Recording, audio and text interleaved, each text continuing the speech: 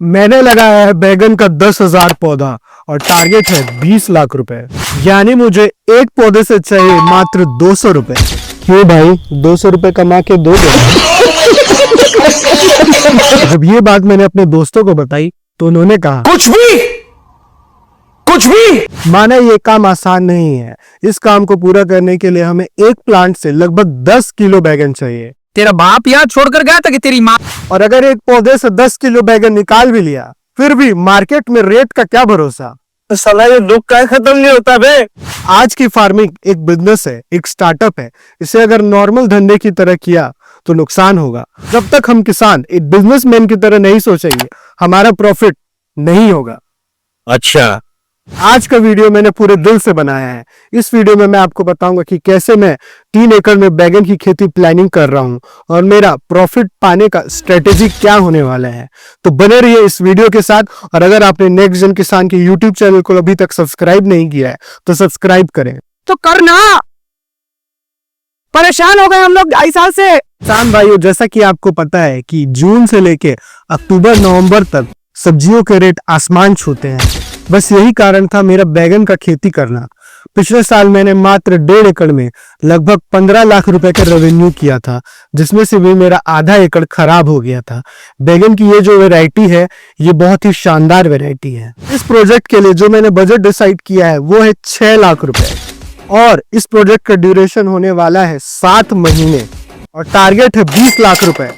और ये बात मैं कोई हवा में नहीं कह रहा। ये बात कहने के लिए मैंने पहले मार्केट स्टडी किया है, बहुत सारे बड़े बड़े किसानों से बात किया है, मंडियों से बात किया है, व्यापारियों से बात किया है, तब जाके इस नतीजे पे पहुंचा हूं कि 20 लाख का टारगेट बैगन की खेती के लिए बिल्कुल सही है अगर प्रोडक्शन टॉप नॉच हो। और प्रोडक्शन की चिंता तो नेक्स्ट जन किसान को करने की जरूरत नहीं है, क्योंकि हम करते हैं प्योर साइंटिफिक खेती। भाई कुछ ज्यादा नहीं हो गई? तो आज के जमाने में खेती करने के लिए सिर्फ मेहनत की जरूरत नहीं है, एक प्रॉपर स्ट्रेटेजी और प्लानिंग चाहिए, जो आपको मैं इस वीडियो में दूंगा। तो भाई, कोई भी प्रोजेक्ट शुरू करने से पहले हमको उसका बजट डिसाइड करना पड़ता है। तो मैं आपको बताता हूं कि मैं किस किस एरिया में कितने कितने पैसे खर्च करने का बजट बना के चल रहा हूं। अबे जल्दी बोल, कल सुबह पनवेल निकलना है। तो सबसे पहले बात करते हैं ग्राफ्टेड पौधे की। एक पौधा मुझे पड़ा 12 रुपए का और टोटल खर्चा हो गया है पौधे में 1,20,000 रुपए का। खेत की जुताई, बेड बनाना, मल्चिंग लगाना, ड्रिप बिछाना में 25,000 रुपए और जोड़ लो। और उसके अलावा जो ड्रिप, मल्चिंग और बांस का जो खर्चा है वो रोटेट होते रहता है। तो ये तीनों का खर्चा आप 5-5 हजार रुपए जोड़ सकते हो, यानी टोटल 15,000 रुपए। यानी बेड बनाना, मल्चिंग पेपर बिछाना और ये सब का खर्चा टोटल 40,000 रुपए है। क्योंकि जो मल्चिंग पेपर है वो मैंने जो खीरे में यूज किया था वही यूज कर रहा हूं, तो उसका खर्चा कोई डायरेक्टली नहीं पड़ेगा मुझे।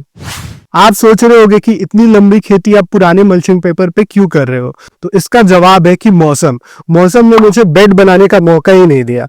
मौसम खुला होता तो मैं नया मल्चिंग पेपर लगाता और नए खेत में लगाता। मजबूरी की वजह से मुझे पुराने खेत में ही, जहां पे मैंने पहले खीरा लगाया था, वहीं पे मुझे बैगन लगाना पड़ रहा है। बात करें अगले खर्चे की, तो वो खर्चा किया मैंने बेसल डोज पे। बेसल डोज पे मैंने SSP, DAP, zinc, micronutrient, calcium, boron, mycorrhiza, Regent ये सब डाला है और इसका कुल खर्चा मेरा आ चुका है 25,000 रुपए का।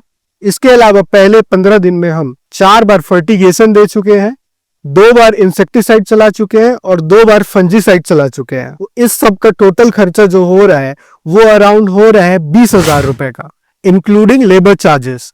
लेबर चार्जेस मैं लास्ट में अच्छे से क्लियर करूंगा जब हार्वेस्टिंग रिपोर्ट का वीडियो बनाऊंगा। यानी अभी तक का टोटल खर्चा हो चुका है 1,80,000 रुपए। अब हमारे पास बचे हैं 4,20,000 रुपए और अगले वीडियो में मैं आपको बताऊंगा कि नेक्स्ट 15 डेज में और हमारा खर्चा कितना हुआ।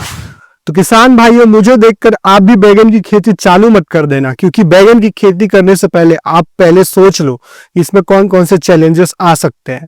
बारिश का मौसम है, फंगल का चैलेंज, इंसेक्ट का चैलेंज, और अगर आपके मेड़ में, खेत में अगर पानी जमा हो गया तो नेमेटोड का खतरा, जड़ गलन का खतरा, तो आपका नुकसान भी हो सकता है। तो बैगन की खेती सोच समझ कर करें और एक्सपर्ट से सलाह लेने के बाद ही करें। ये तस्वीरें दिखाकर क्या साबित करना चाहता है तू? क्या साबित करना चाहता है तू? अब बात करते हैं बैगन के पहले 15 दिन में कौन कौन सा फर्टिगेशन किया और कौन कौन सा स्प्रे किया।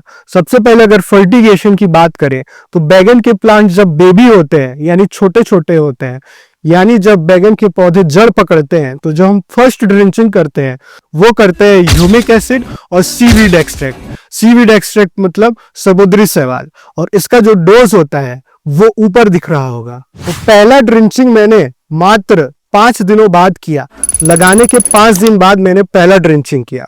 उसके बाद बात करें अगर सेकेंड ड्रिंचिंग की, तो सेकेंड ड्रिंचिंग हमने किया है 19-19-19 का, और इसके साथ हमने मिलाया ह्यूमिक एसिड। वैसे तो किसी भी पौधे में 2 ड्रिंचिंग काफी होता है, लेकिन बारिश के इस समय में हमें लगभग तब तक ड्रिंचिंग करना चाहिए जब तक हमारे खेतों में नमी हो। अगर ज्यादा नमी हो, अगर उस टाइम आप अगर ड्रिप इरिगेशन करके फर्टिगेशन करेंगे तो आपके खेत में जल भरा होने के चांसेस ज्यादा हैं, और जो भी फर्टिलाइजर है वो लीचिंग के माध्यम से नीचे चले जाएंगे और पौधे को अच्छी तरीके से नहीं मिलेंगे। आप कहाँ थे जानी बाबा? अगर थर्ड ड्रिंचिंग की बात करूं तो थर्ड ड्रिंचिंग में हमने फिर से 19-19 और इसके साथ हमने मैग्नीशियम सल्फेट चलाया। फोर्थ ड्रिंचिंग हमने 1261 प्लस अमीनो एसिड का किया। अब बात करते हैं इंसेक्टिसाइड की और फंजीसाइड की। जब पौधे छोटे होते हैं तब हमें उन्हें ऐसे इंसेक्टिसाइड और फंजीसाइड देना चाहिए जो पौधे को ज्यादा नुकसान ना पहुंचाए। कई बार हम हार्ड दवाई दे देते हैं, इससे जो पौधे की ऊपरी सतह होती है, जो पत्तियां होती है, वो जल जाती है, क्योंकि पौधा अभी परिपक्व नहीं हुआ है और हमने उस पर हार्ड दवाइयां चला दी हैं। ये ऐसा ही है कि एक छोटे बच्चे को पहले ही दिन पैरासीटामोल का 600 mg गोली हम दे देंगे अगर बुखार आ जाए। तो पौधे को पैरासीटामोल की गोली ना दे, माइल्ड स्प्रे करें, माइल्ड फंजीसाइड डालें, माइल्ड इंसेक्टिसाइड डालें। ये बड़ी अच्छी बात कही आप। बरसात के मौसम में जब ह्यूमिडिटी होती है और ऊपर से पानी गिर रहा हो और कभी कभी धूप आ जाए, तो सबसे ज्यादा खतरा होता है जड़ गलन का। तो इसको प्रिवेंट करने के लिए हम सबसे पहले यूज करेंगे ट्राइकोडर्मा का ड्रिंचिंग।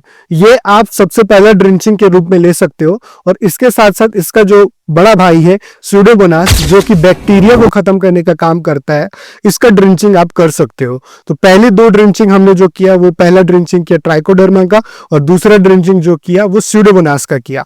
आप ये गलती मत करना कि आप दोनों को मिला दे रहे हो, क्योंकि दोनों बायोलॉजिकल एजेंट्स हैं और आपस में लड़ सकते हैं, इसलिए आप दोनों को अलग अलग तरीके से अलग अलग दिन डालो। दूसरा फंजीसाइड जो हमने बैगन के खेत में चलाया वो है रिडोमिल गोल्ड। ये हमने स्प्रे के रूप में लिया। अब बात करें स्प्रे की, तो हमने जो पहला स्प्रे लिया वो लिया इमिडाक्लोरोपिड का, जो कि हमने बायर कंपनी का कॉन्फिडोर करके आता है। उसके अलावा हमने लिया एफएमसी कंपनी का बेनिविया दूसरे स्प्रे में। ये बेनिविया खास ऐसा डिजाइन किया गया है कि ये छोटे पौधे के लिए काफी लाभदायक होता है। तो ये था पूरे 15 दिन का हालचाल। अगले वीडियो में मैं बताऊंगा कि बैगन की हालत कैसी है, कितना प्रोग्रेस किया है, क्या फ्लावरिंग आ गया है, वेजिटेटिव ग्रोथ कितना है। ये वीडियो उन किसानों को भेज दो जो कि खेती को एक बिजनेस बनाना चाहते हैं। भाई ने बोला करने का तो करने का। और कमेंट करके बताओ कि आपको ये वीडियो कैसा लगा और क्या आप भी बैगन लगाने की तैयारी कर रहे हो। तो मिलते हैं अगले वीडियो में, तब तक के लिए जय जवान जय किसान।